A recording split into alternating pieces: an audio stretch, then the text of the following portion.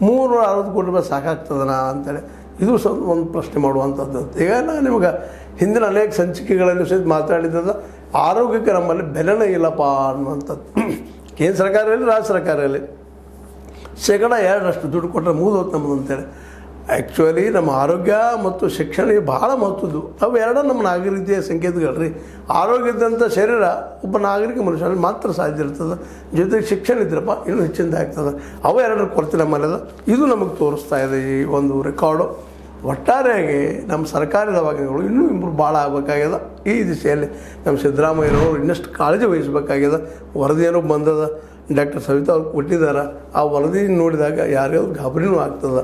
ಈ ಪ್ರತಿ ವರ್ಷವೂ ಇದು ಏನಪ್ಪ ಅಂತಂದ್ರೆ ಈ ಸಾವು ಪ್ರಮಾಣ ಹೆಚ್ಚೈತಿಲ್ಲಪ್ಪ ಒಂದು ರೀತಿಯಿಂದ ಇದು ಕಡಿಮೆ ಆಗ್ತಾಯಿಲ್ಲ ಅನ್ನುವಂಥ ಒಂದು ಮಾತು ಕೇಳಿ ಬರ್ತಾ ಇದ್ದಾವೆ. ಅದೇನೋ ಆಗಲಿ, ಸರ್ಕಾರಿ ಆಸ್ಪತ್ರೆಗಳು ಒಂದು ಆರೋಗ್ಯಪೂರ್ಣ ಹೆಣ್ಣುಮಕ್ಕಳನ್ನು ಉಳಿಸುವ ಸಲುವಾಗಿ ಆರೋಗ್ಯಪೂರ್ಣದ ದುಡ್ಡನ್ನು ಖರ್ಚು ಮಾಡಲಿ.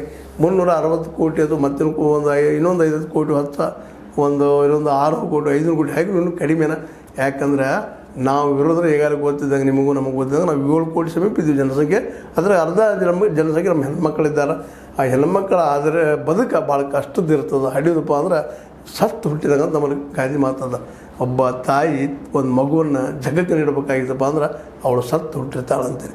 ಇದ್ರ ಬಗ್ಗೆ ನಮ್ಮ ಸರ್ಕಾರ ಕಾಳಜಿ ವಹಿಸೋದು ಮತ್ತೆ ಒತ್ತಾಯ ಮಾಡ್ತಾ ಇಂಥ ಬಾಣಂತಿಯರಿಗೆ ಒಂದು ಸಹಾಯ ಸಹಕಾರನೂ ಹೆಚ್ಚಾಗಲಿ ಮತ್ತು ಅಲ್ಲಿ ವ್ಯವಸ್ಥೆ ಇನ್ನಷ್ಟು ಪಕ್ಕ ಆಗಲಿ ಅಂತೇಳಿ ಈಗಾಗಲೇ ಅನೇಕ ವಿಷಯ ನಿಮ್ಮ ಜೊತೆ ಮಾತಾಡಿದ. ಮಧ್ಯಂತರ ವರದಿಯಲ್ಲಿ ಏನದ ಅಂತ ಹೇಳಿದ್ರೆ ಬರೋ ವರದಿ ಕಸದ ಡಬ್ಬಿಗೆ ಹೋಗ್ಲಿಕ್ಕೆ ಹೋಗ್ಬೇಡ್ರಿ. ದಯವಿಟ್ಟು ದಿನೇಶ್ ಗುಂಡೂರಾವ್ ಮತ್ತು ಸಿದ್ದರಾಮಯ್ಯನವರ ನಮ್ಮ ಹೆಣ್ಣುಮಕ್ಕಳು ನಮ್ಮ ಮಕ್ಕಳ ಭವಿಷ್ಯ ಅಷ್ಟಲ್ಲ, ಅವರು ನಮ್ಮ ಮಕ್ಕಳನ್ನು ಆರೋಗ್ಯವಾಗಿ ಇಡಬೇಕಾಗಿದ್ದರೆ ಅವ್ರು ಮೊದಲು ಆರೋಗ್ಯ ಇರಬೇಕು ಅನ್ನೋಂಥ ಮಾತು ನೆನ್ಪಿಟ್ಕೊಂಡು ಈ ದಿಶೆಯಲ್ಲಿ ಇನ್ನಷ್ಟು ಸರ್ಕಾರ ಕಾಳಜಿ ವಹಿಸಲಿ. ಈಗಾಗಲೇ ವರದಿ ಕೊಟ್ಟದ ಆ ವರದಿ ಪ್ರಕಾರ ಅನುಷ್ಠಾನಗೊಳಿಸಲಿ ಅಂತ ಹೇಳ್ತಾ ನನಗೆ ಅನಿಸಿದ ಕೆಲವು ಮಾತುಗಳನ್ನು ವರದಿ ನೆಲೆಗಟ್ಟಲ್ಲಿ ಮಾತಾಡಿದ್ದೀನಿ.